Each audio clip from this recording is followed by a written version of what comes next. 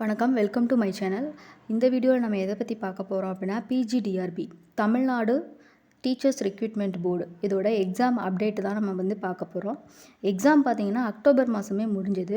இப்போ நம்ம அதோட ரிசல்ட்டுக்காக வெயிட் பண்ணிகிட்ருக்கோம். ஸோ எக்ஸாம் 150 மார்க்குக்கு டோட்டலாக கண்டக்ட் பண்ணாங்க. இதில் 150ல் எவ்வளோ மார்க் எடுத்தால் பாஸ் மார்க்கு அண்டு எவ்வளோ எடுத்தால் நம்ம கட் ஆஃப் எவ்வளோ மார்க் எடுத்தோம் அப்படின்னா நமக்கு வேலை கிடைக்கும் அப்படின்றத பற்றி நம்ம இந்த வீடியோவில் பார்க்க போகிறோம். ஸோ குறைந்தபட்ச தகுதி மதிப்பெண் அப்படின்னா minimum qualification mark pass mark எவ்வளோ அப்படின்றத கேட்டகரி வைஸ் பார்க்க போகிறோம்.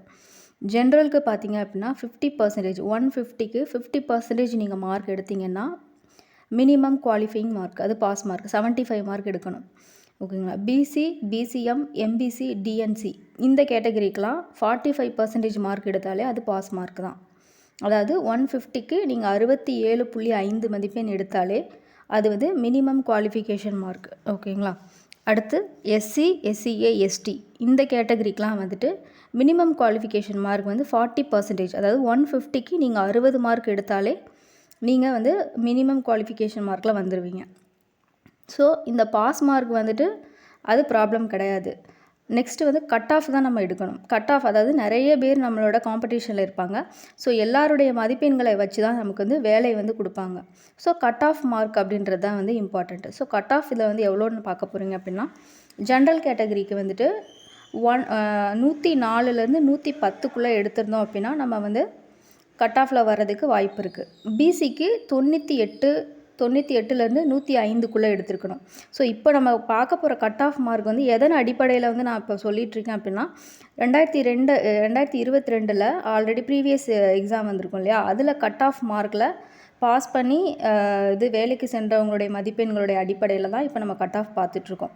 ஸோ இதில் ஜென்ரலுக்கு வந்து பார்த்திங்க அப்படின்னா 104லேருந்து 110க்குள்ளே எடுத்திருந்தோம் அப்படின்னா கட் ஆஃப் மார்க், அதாவது வேலை கிடைக்க வாய்ப்பு இருக்குது. அதே மாதிரி பிசியில் 98லேருந்து 105க்குள்ளே எடுத்துருக்கணும்.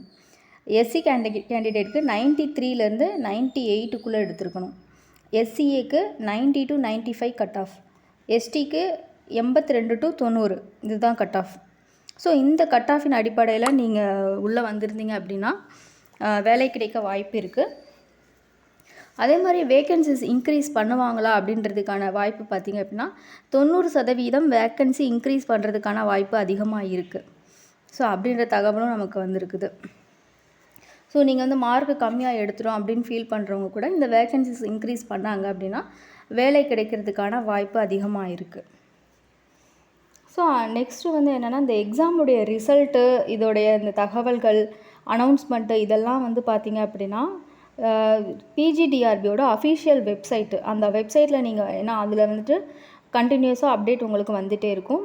அது ரீசெண்டாக என்ன அப்டேட் உங்களுக்கு கொடுக்குறாங்க அப்படின்றது எல்லாமே அந்த வெப்சைட்டில் உங்களுக்கு வந்துடும். ஸோ அந்த வெப்சைட் பார்த்திங்க அப்படின்னா www.trb.tn.government.in இந்த தான் அஃபிஷியல் வெப்சைட். இதில் வந்து உங்களுக்கு பிஜிடிஆர்பி சம்மந்தமான ரிசல்ட்டு, மற்ற அனௌன்ஸ்மெண்ட்ஸு எல்லாமே வந்துட்டு இந்த வெப்சைட்டில் தான் வந்துட்டு உங்களுக்கு அப்டேட் பண்ணுவாங்க.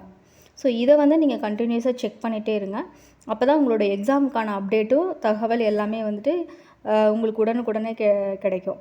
சரிங்களா. ஸோ உங்களுக்கு நம்மளுடைய சேனலில் வந்துட்டு எந்த எக்ஸாம் பற்றின அப்டேட் வந்துச்சுனாலும் இதில் வந்து நம்ம கொடுத்துருவோம்.